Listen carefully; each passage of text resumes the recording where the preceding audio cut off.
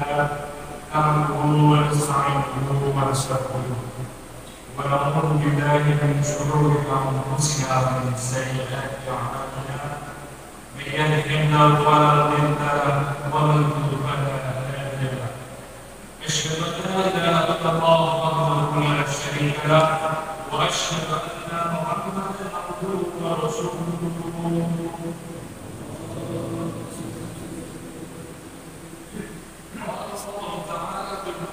الكريم يا أيها الذين آمنوا اتقوا الله حق تقاته ولا تموتن إلا وأنتم مسلمون وقال تعالى أيضا يا أيها الناس اتقوا ربكم الذي خلقكم من نفس واحدة وخلق منها زوجها وخلق منهما رجالا كثيرا ونساء واتقوا الله الذي تساءلون به والأرحام إن الله كان عليكم رقيبا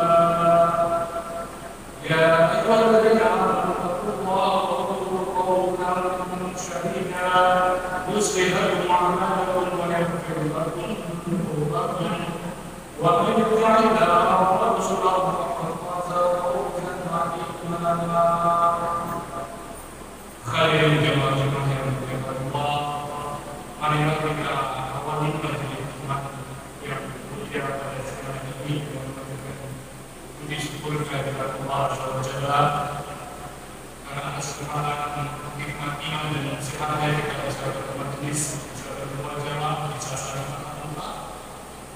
Jadi Jumat bulan Syawal dan insyaallah Allah berkata kita akan menemui satu bulan suci Ramadan. Pada bulan ini juga jamaah yang dimuliakan Allah 4 tahun yang lalu, tepatnya di awal tahun 2020 ini, bangsa kita dihadapkan pada kondisi chaos. Tapi itu tidak bermaksud untuk mengukir atau membuka-buka di masa lalu.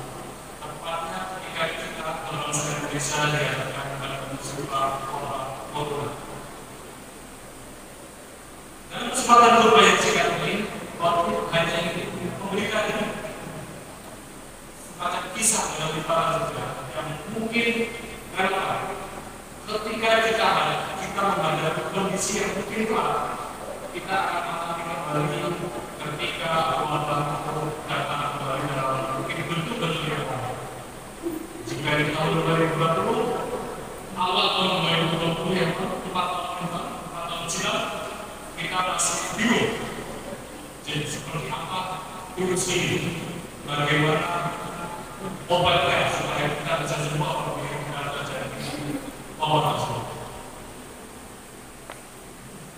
Ada satu ayat dalam surat Al-Baqarah, tepatnya di surat Al-Baqarah ayat 23 yang menceritakan bahwa wabah virus atau penyakit apapun itu yang mungkin cepat kalau kita dari tahun 2020 dengan adanya virus corona ini masa yang lama jauh sebelum Nabi Muhammad SAW diutus sebagai Nabi dan Rasul. Bangsa Israel atau Bani Israel pernah diuji oleh Allah dihadapkan pada satu wabah atau kita mengenai juga dengan sebutan popul. Orang Malaysia disebut sebagai wabah, sebagaimana bunyinya di dalam Al-Quran. Kalau kita berarti saat bahasa menjadi wabah. Wabah ini kalau kita tafsirnya Imam Al-Bukhari, tafsirnya Imam Al-Bukhari, tafsirnya At-Tabari dan berbagai macam tafsir kitab tafsir yang lain. Wabah yang terjadi di masa Bani Israil ini menewaskan sampai ratusan ribu jiwa. Ada kita yang dengan 20.000 lebih, ratusan ribu lebih. Jadi tinggal jamaah sekalian membacanya di kitab mereka. Wabah ini terjadi di masa khalifah ketiga dari Bani Israil.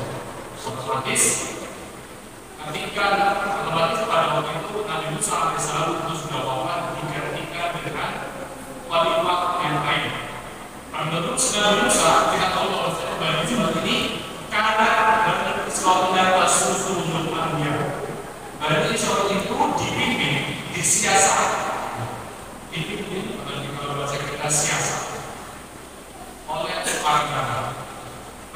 Nabi Musa kami payah pada Yusuf bin Nun.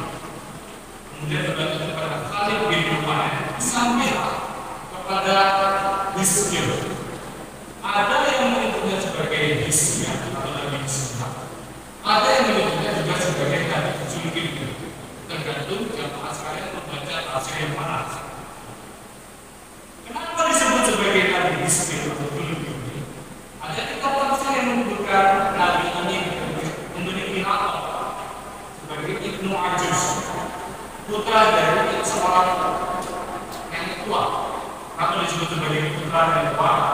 Tua seorang nenek yang mohon maaf di bahasa memang dulu Allah SWT agar dilahirkan seorang putra dan akhirnya seorang Zulkifli. Zulkifli dalam bahasa Arab, Zu artinya mempunyai, Kiflut artinya dua. Jadi kembali jamaah membaca tafsir yang bersama. Sekarang itu dari tafsir Imam At-Tabari disebutkan bahwasanya di surat Al-Baqarah ayat 22 Allah SWT berfirman, "Alam tara ilal ladzina kharaju min diyarihim qawmun ala." Tidakkah engkau memperhatikan orang-orang yang keluar dari kampung sedang jumlah mereka dibuat karena takut mati. Faqala lahum Allah berfirman atau pada mereka orang-orang seperti ini, matilah kamu, cuma ahyahu. Kemudian Allah membangkitkan kembali orang-orang yang mati tadi. Inna Allah ala nafsi ala nafsi la yashkurun. Sesungguhnya Allah memberikan kepada manusia kepada manusia tidak bersyukur.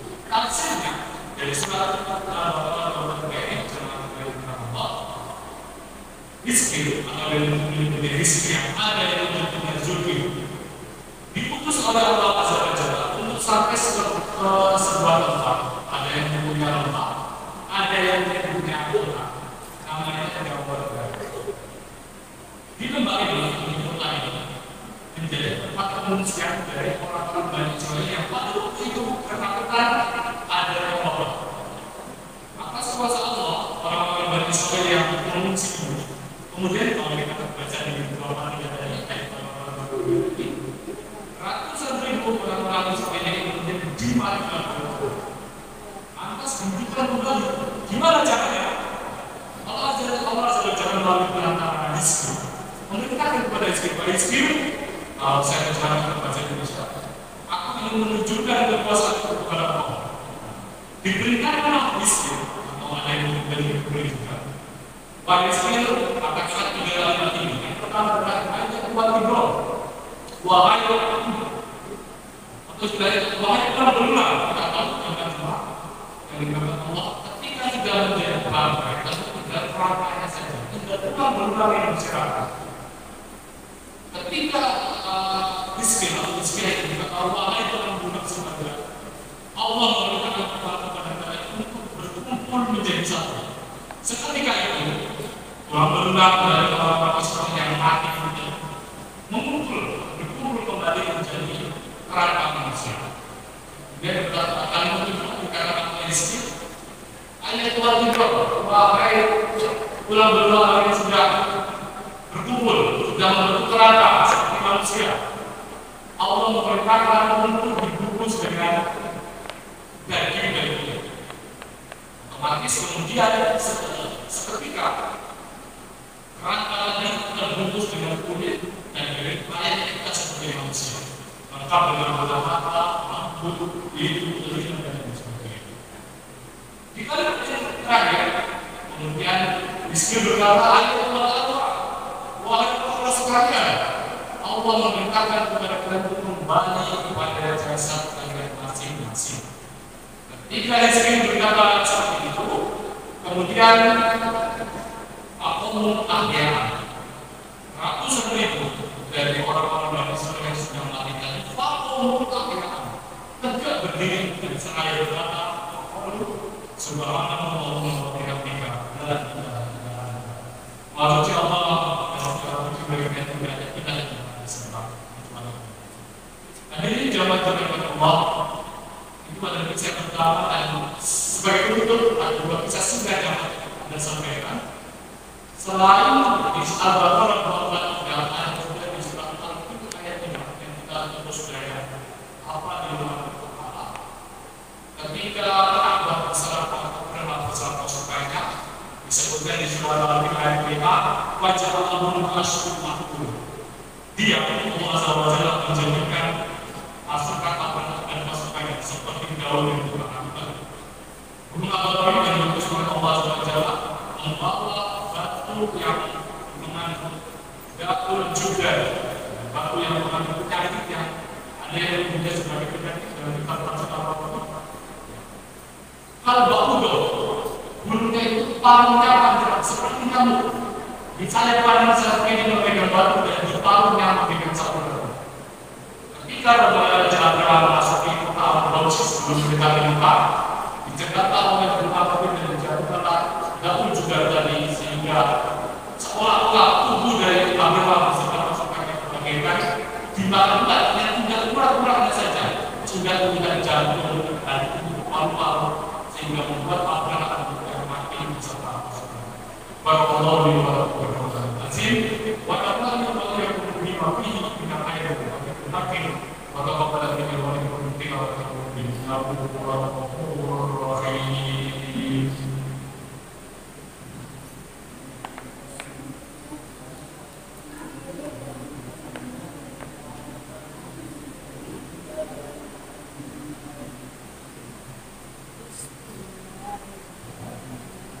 Alhamdulillah, alhamdulillah dari hidayah wa kunna min tajriya Allah. Asyhadu an la ilaha illallah wahdahu la syarika lah wa asyhadu anna Muhammadan abduhu wa rasuluh. Allahu ta'ala al-karim ila alladhina amanu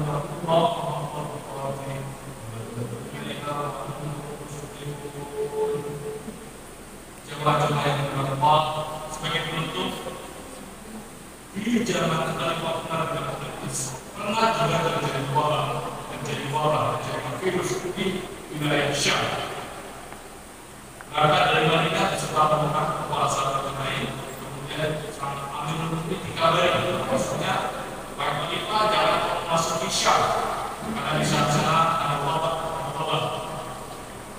Kemudian ada salah seorang sahabat yang bernama Abu Hurairah itu menjawab, mengatakan, ya Amirul Mukminin, kita sudah jauh-jauh dari Madinah sampai Syam. Apakah kita mau balik lagi ke Madinah? Harus waktu, harus makanan dan sebagainya. Jadi cara mendapat sehingga membuat Khalifah Amirul Mukminin diskusi dengan para sesepuh ketua dari orang-orang Badui. Bila sikap bahwasanya rombongan Amirul Mukminin tidak jadi masuk ke wilayah Syam. Amirul Mukminin berdalillah, tidak berdalillah. Kita datang ke Mekah, kita datang ke Syam dengan takdir Allah dan kita meninggalkan juga dengan takdir Allah. Dalam hal ini berarti menjauhi yang namanya wabah. Kemudian sahabat Rasulullah bin Auf berkata, disebutkan dalam hadis yang sahih diriwayatkan oleh Bukhari Muslim. Sampai Rasulullah SAW yaqul, saya pernah mendengar bahwa Rasulullah SAW bersabda, tidak sabatun bihi di akhir malam dalam mengakhiri. Jika kamu mendengar rombongan bersama mereka, jangan masuk. Wa inna Allaha bi'alim antum bi'atal asujud firaqan.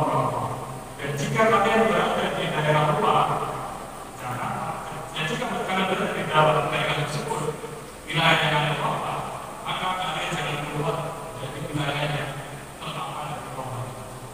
Kesimpulannya, berjumpa dan juga ini kita maju ke Allah. Sesungguhnya Islam telah memberikan dua obat. Yang pertama adalah adanya atau dunia.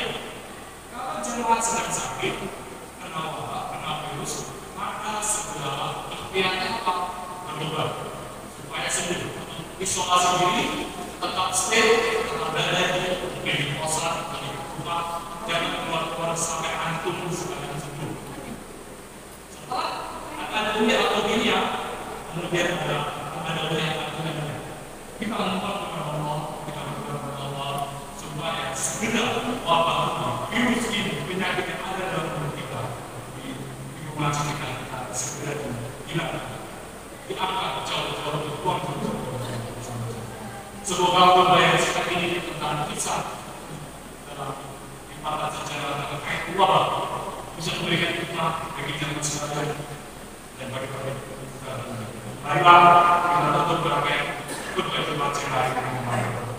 Inna Allah wa malaikatahu yusholluna 'alan nabi. Ya ayyuhalladzina amanu shallu 'alaihi wa sallimu taslima. Allahumma ighfir lil muslimin wal mu'minina wal mu'minat al-ahya'i minhum wal amwat innaka sami'un qaribun mujibud da'wat.